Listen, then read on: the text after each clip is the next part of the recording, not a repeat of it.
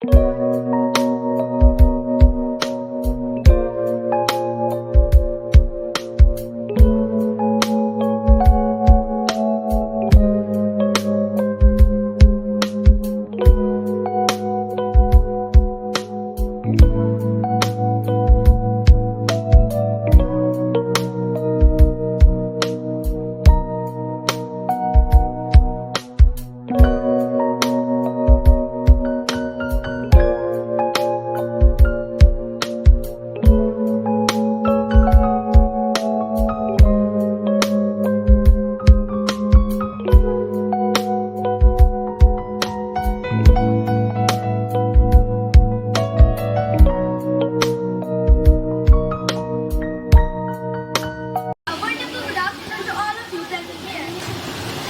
starting my speech, I would like to thank to Mr. Firoza Khan ma'am who gave me the opportunity to participate in this competition. And also thanks to Ms. Salma ma'am who prepared me for this speech. My name is Alia. My topic name is mental and physical health.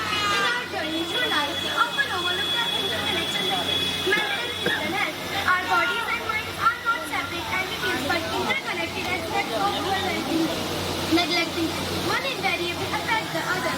Physical health is more than just exercising and eating right. It's about listening to our bodies, getting enough sleep, and recognizing when we need rest. Similarly, mental health is not just about avoiding stress. It's about fostering resilience, seeking help when necessary, and practicing self-compassion. When we desire both mental and physical health, we create a foundation for a fulfilling life.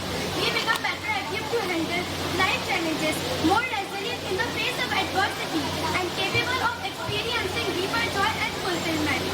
Let's commit to take care of our minds and bodies with kindness and care. Let's prioritize self-care practices, seek support when needed, and embrace a holistic approach to health.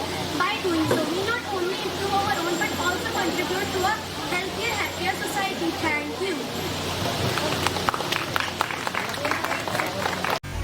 What was the part of the agenda of Southern Democrats? Option A, using fear of political gain, using violence of political gain, cutting taxes for landowners, and all of the above.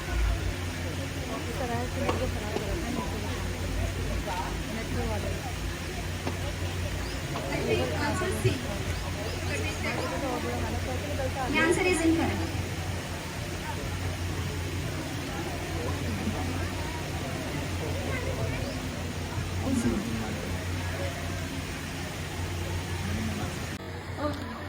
मैं उस देश की नागरिक हूँ जहाँ छत्रपति शिवाजी महाराज और अशोक सम्राट जैसा राजा था।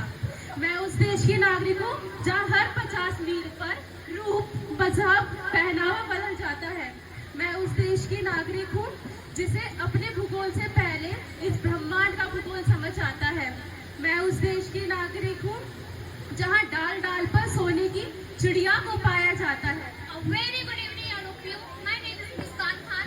My name is मांडी। हमारा विषय है विदेशी संस्कृति को अपनाना अच्छा है या बुरा। तो मैं इसके विपक्ष में हूँ और मैं इसके पक्ष में हूँ। तो आप लोगों को क्या लगता है, विदेशी संस्कृति को अपनाना अच्छी बात है या बुरी? हाँ, मेरा मानना है कि हमें विदेशी संस्कृति को अपनाना चाहिए क्योंकि इससे हमें नई चीजें सीखने को मिलती है, नए लोगों के साथ नया विचार और अनुभव प्राप्त होता है। और यही नहीं, हमें नई नई देशों की संस्कृति, परंपरा, खान पान, रीति रिवाज और तकनीकी का ज्ञान होता है, इसलिए हमें इसको अपनाना चाहिए। नहीं, मैं इस बात से सहमत नहीं हूँ। यदि हम विदेशी संस्कृति को अपनाते हैं तो इससे भारतीय संस्कृति की मूल और परंपराओं की हानि होती है, और यही नहीं, हमारी विरासत और हमारी पहचान खत्म हो जाती है। और विदेशी संस्कृति को अपनाने से भारतीय संस्कृति का अस्तित्व समाप्त हो जाता है। नहीं, मैं इस बात से सहमत नहीं हूँ कि भारतीय संस्कृति को अपना के हमारा अस्तित्व समाप्त हो जाता है, बल्कि विदेशी संस्कृति को अपना के हमारा अस्तित्व, हमारे भारत का विकास होता है। चलिए हम शिक्षा को ही ले लेते हैं। विदेशी शिक्षा को अपना के हमें नए विचार, कौशल और ज्ञान प्राप्त होता है, जिसकी वजह से हमें नई नई भाषाओं को सीखने का भी मौका मिलता है, जैसे स्पेनिश, फ्रेंच, जैपनीज आदि भाषाओं का ज्ञान होता है, और हमें हमारी नई कम्युनिकेशन स्किल्स और रोजगार की संभावनाएं भी होती है। यह कोर्स बहुत महंगे होते हैं जिसे हर कोई अफोर्ड नहीं कर सकता। और रही बात विदेशों में जाने की, तो उससे पहले भी आपको उस देश की भाषा के बारे में पता होना चाहिए, तभी आप वहाँ पे अच्छे से सेटल हो पाते हैं, वरना आपको बहुत परेशानियाँ आती है। एक बार को आपने फीस दे भी दी, फिर भी पता नहीं होता कि विदेशी कंपनियां आपको हायर करेंगी भी या नहीं।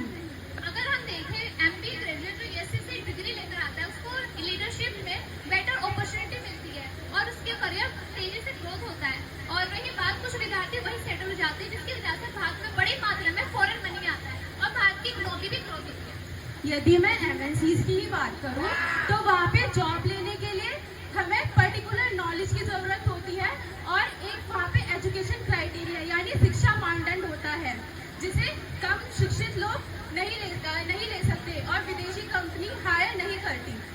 और जो एमबीए ग्रेजुएट या